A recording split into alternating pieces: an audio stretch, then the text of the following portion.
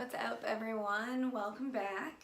So, as you can probably tell from the title of this video, unfortunately for us, cycle 2 didn't work either. So, I'm gonna be real with you guys here. Worked a night shift last night, went and got my labs drawn this morning, and they just called a little bit ago and let us know that our second cycle of IVF didn't work. So I don't really know what our plan is from here and where we're gonna go.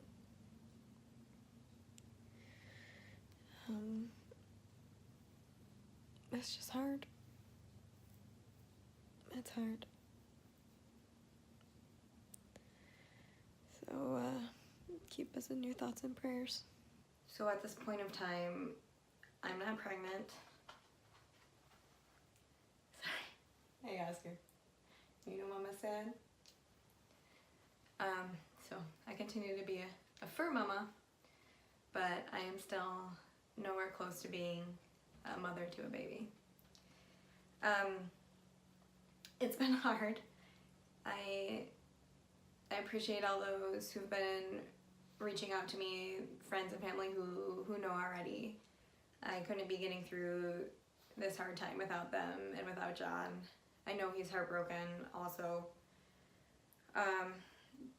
But today I kind of wanted to talk to you guys about how I coped with failing IVF. It's still hard to say. I failed 2 cycles of IVF. So I wanted to talk to you about how I coped and then what are some healthy ways to cope with failure. So how did I cope? Well, let's just say I spent the first day, the day we found out, crying on my couch, huddled in a little ball with a blanket and just sobbing. And then when that side of the couch got too wet, I would flip over and cry on the other side. And it's weird. It's like, it's not like sobbing where like you're out of breath and you can't control it. It's like your eyes just won't stop watering. Like there's a continuous flow of water out of my eyes that I couldn't control. And again, kind of like the first time, I feel like I felt deep down that this cycle didn't work. I had no symptoms of pregnancy. Again, I've never been pregnant, so I really don't even know what to expect when you get pregnant. But from what I can tell, you're supposed to feel something, and I felt no different than usual. So, first thing I did, cried it out. Cried a lot. The second, it was probably bad. I drank almost every day. Like, not getting drunk, and I still, I didn't drink before work or when I was at work, but when I came home from work and had no more responsibilities, I would drink a glass or 2 of wine, like, every night. So, that's not always good, but I did drink, and I ate a lot of junk food. I ate chocolate, ice cream, whatever I could get my hands on, which isn't helpful because I had already gained weight from both cycles. So then I just went and I started eating junk. When people would ask if I was okay, I would say I'm fine. I would say, everybody has their struggles in life and this one happens to be ours. I would say things like, I've had to work hard for everything else. I've had to work hard for my education, so why did I think that this would be any different? I feel like I gave a bunch of excuses to people who were actually honestly caring about my well-being, and instead of just venting to them and letting them know that I wasn't okay, I tried to cover it up because I didn't want them to feel sorry for me. As much as I was hurting inside, I didn't want other people to feel bad for me. I wanted them to think I was okay and that I was still the same old me. But I'm not. I wasn't. I'm not the same person I was before all this. I'm not the happy person I was. The last thing I kind of did to cope was John and I decided that I was going to take a month off from all of it. I was going to take a month off from IVF. I was going to go, sorry. As you can tell, he's my baby. He loves me and he cares about me. I was gonna go off all of the medications and just try to get back to being me. I wanted to feel healthy again. I wanted to feel happy again. And I thought in my mind, if I took a month off from all the shots and all the hormones and the stress of it all, that maybe I would feel like myself. But unfortunately that wasn't the case either. I still thought about IVF every single day. We went camping once, and I remember, like, of all the campsites to get placed at, we were right next to a baby. Like, a little baby. And then across from us was a family with a young toddler. And I kept thinking, like, really? Why of all the places that we could have possibly camped did we get placed next to two young children when I am trying to mourn the loss of the babies that could have been and also move forward with my life? And I remember feeling resentful and just a little bit like jealous and angry. It was hard. But even after that trip, other things kept happening that constantly reminded me of IVF and our struggles. I mean, we went to a wedding of a close friend of ours, and she had announced to everybody that she was pregnant. They've been together for a couple years, not like it was a shotgun wedding or anything. But she just happened to get pregnant a couple months before their wedding. And as much as, you know, I was happy for her, it was hard. It was hard to be there and know that I currently wasn't doing anything extra to get pregnant, that John and I were just taking this time off. Then I found out one of my cousins is pregnant who's younger than me, and that also hurt. Again, happy for her. I know she was trying. She wanted to be pregnant. But you keep having these thoughts and thinking, like, why not me? Why not us? We've been together for 13 years. We've been married for 6 years. We've been trying to have kids for almost 2 years now and done 2 cycles of IVF and still not us. So again, a lot of feelings of resentment and jealousy.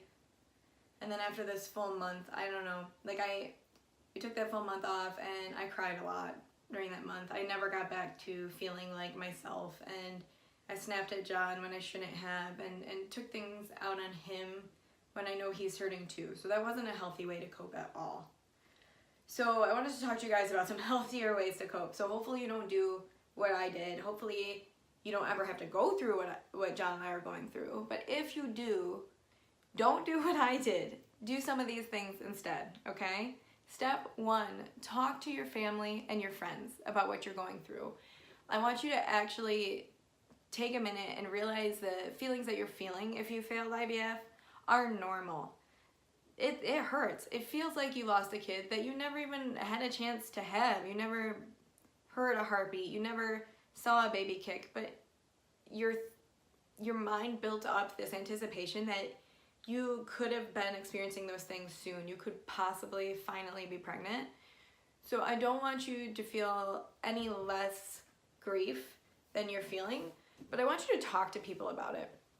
Talk to your partner, talk to your friends, talk to your family, be honest with them, let them know you're hurting, let them know you're not in a good place so that they'll be there for you.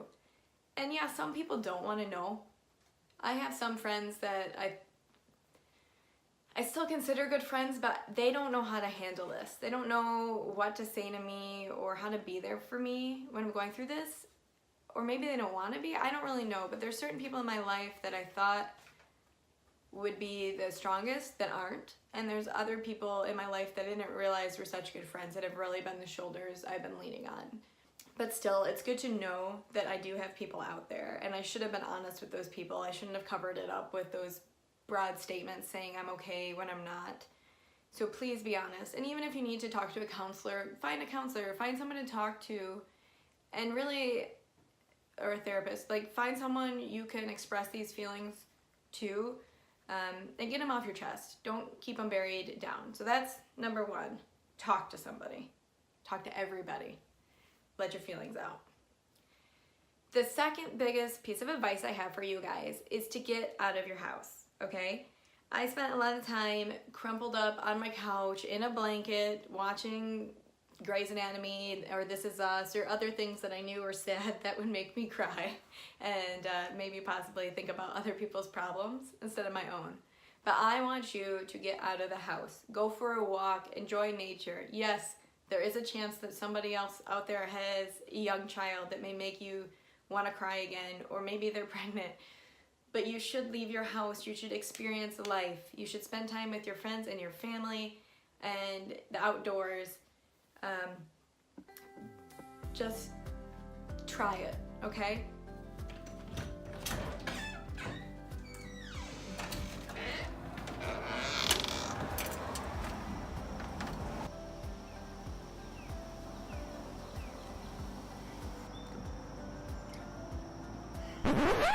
Nah.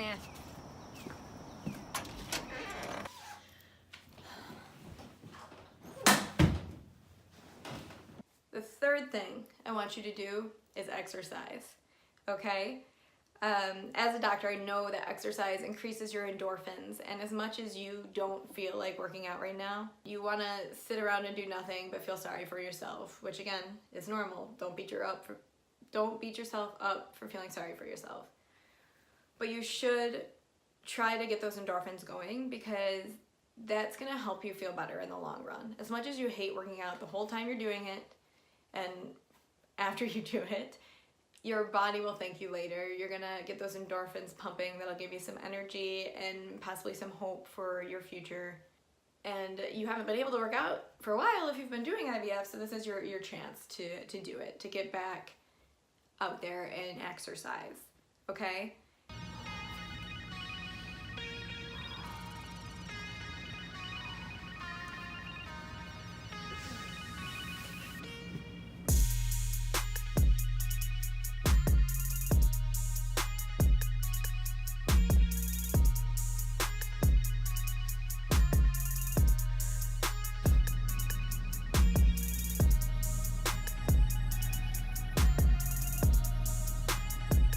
The next thing I want you to do, number 4, eat healthy. Yeah, I said it. Even though I don't do it, eat healthy.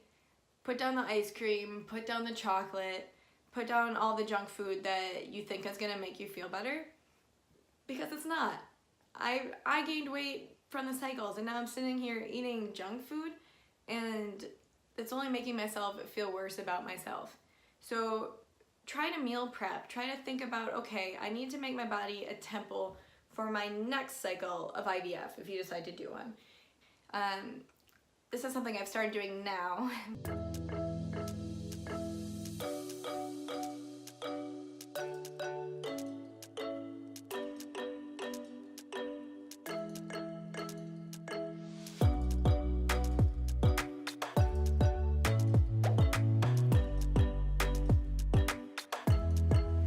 Make your body a temple, a place that a baby wants to live in.